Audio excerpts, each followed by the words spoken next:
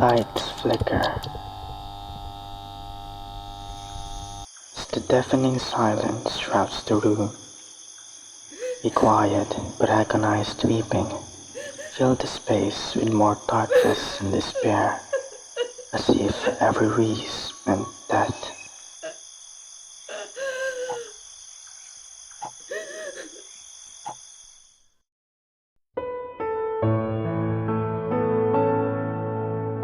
The smell of the lotus spread through the air as Eva holds the stem of the flower.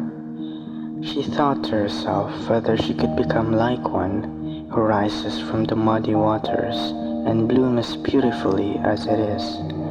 Something she thought was out of a dream. What would it take to become just like you? She asked, her voice as quiet as a breeze. Her own uncertainties and insecurities creeped into her mind yet again. However, all of this faded when two souls intertwined by destiny caught a glimpse of each other, as if all the stars aligned at that moment. Sorry. I was just thinking if I could ask. Do you like that flower? Oh, my name's Samuel, by the way. I'm Eva. And yes, I do like this flower. Eva replies with a glowing smile on her face. The Lumba nucifera or lotus, primarily found in Asia and parts of northern Australia. They usually grow out of mud in freshwater ponds and usually takes them about 3 to 4 weeks to bloom depending on the water temperature. Oh, yeah. Nice. She looked away briefly. Her eyes shined beautifully as her face became red like a tomato. And from that point on, the question of what is love never left her mind.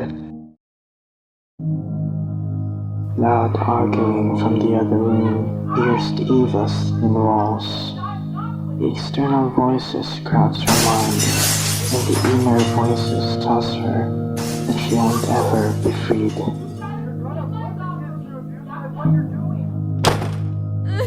She wept uncontrollably. Footsteps can be heard approaching her room. Her breath quickens.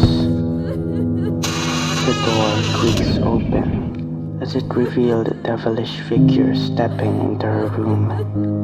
His eyes were red in anger, and his stench is like a rotten egg that was mixed with liquor. The fiend picked her up as she was mercilessly slammed to the corner of the room. But the beast, still not satisfied, the creature approached her again. You stop crying. Stop crying!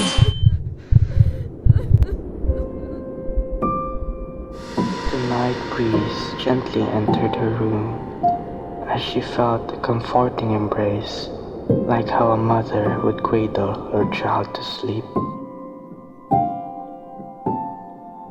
Those moments of terror live in her mind rent-free, though this time it feels different.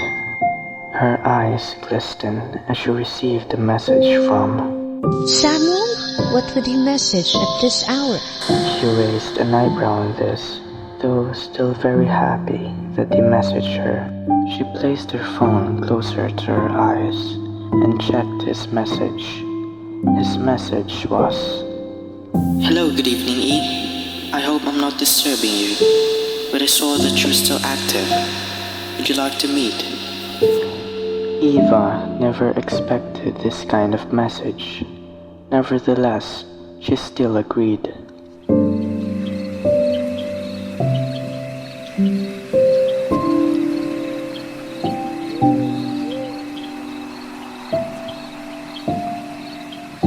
The cold wind has never felt this warm.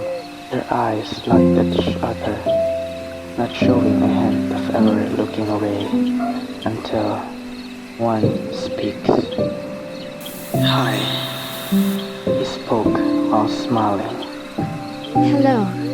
So, why did you want to meet? She asked curiously. Well, truth is, there's something I want to tell you. The air suddenly thickened as Eva were caught off guard by what Samuel was saying. I like you, and if possible, I want to court you. He spoke with confidence. Both of them were silent for a few minutes, never leaving each other's sight.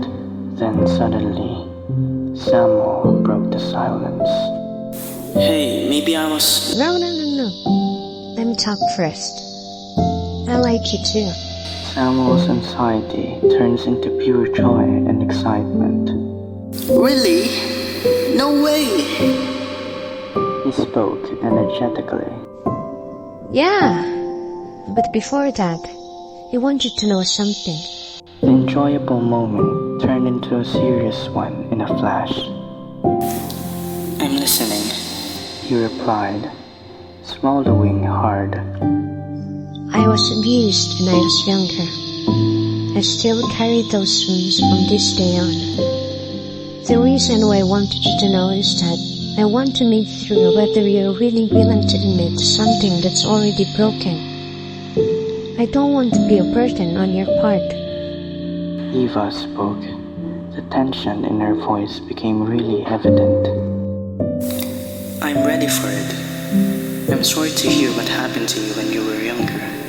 But I also want you to know that those things that happened long ago does not dictate your present self. I don't know if you believe in God, but I want you to know that He loves you and that all of those things that happened, it has a purpose. And in His perfect timing, you will be healed. Never give up, Eva. And from that point on, Eva saw something unexplainable in him, something she thought she didn't deserve.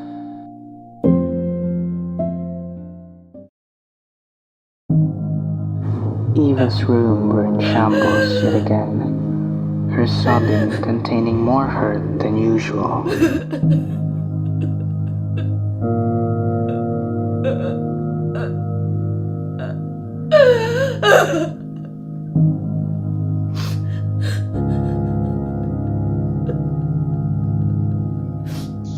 I'm sorry, Sam. I know that I don't deserve you. No, why am I like this? She spoke to herself, then suddenly laughs like a maniac.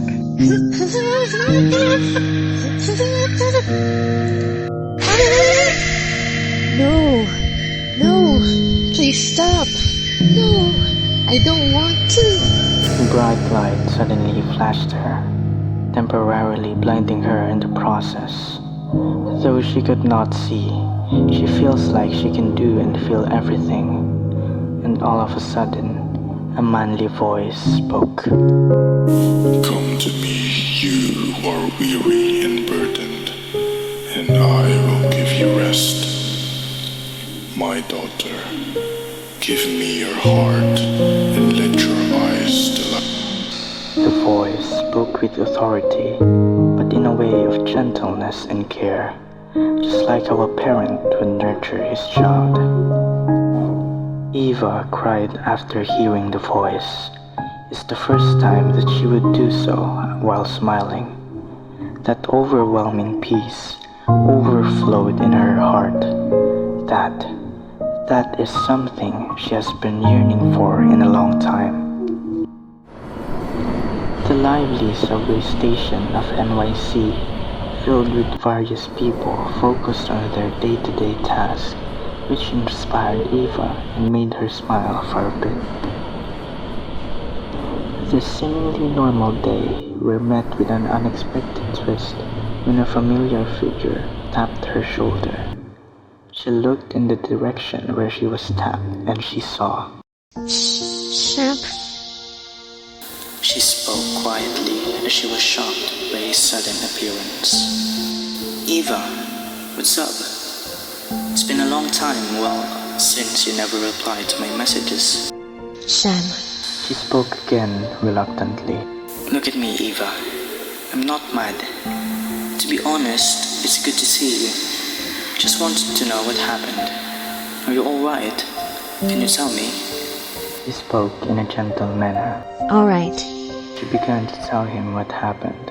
The reason why I never replied that day, because I felt that I didn't deserve you.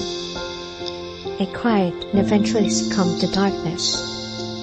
I thought that you had a pure heart and it would only cause destruction for you to be associated with me. However, that same night, that God you talked about all the time, revealed himself to me. He told me the very praises. Come to me, you who are weary and burdened, and I will give you rest. And, my daughter, give me your heart and let your eyes delight in my ways. Samuel looked at Eva proudly, as if he's going to cry. That night, I felt an overwhelming sense of peace that I had never experienced before. And also, that same night, I surrendered my life to him. And now I had come to a realization that all this time that I have been searching for the meaning of love, the answer that I thought was far, that was actually so close. I was just looking at the wrong direction. I'm sorry, Samuel, if I haven't told you sooner, but right now I would like to pursue growth above all else, and I hope you understand that. Thank you for helping me. I really appreciated it, Samuel. Those words struck Samuel like never before. He smiled as he spoke. That's all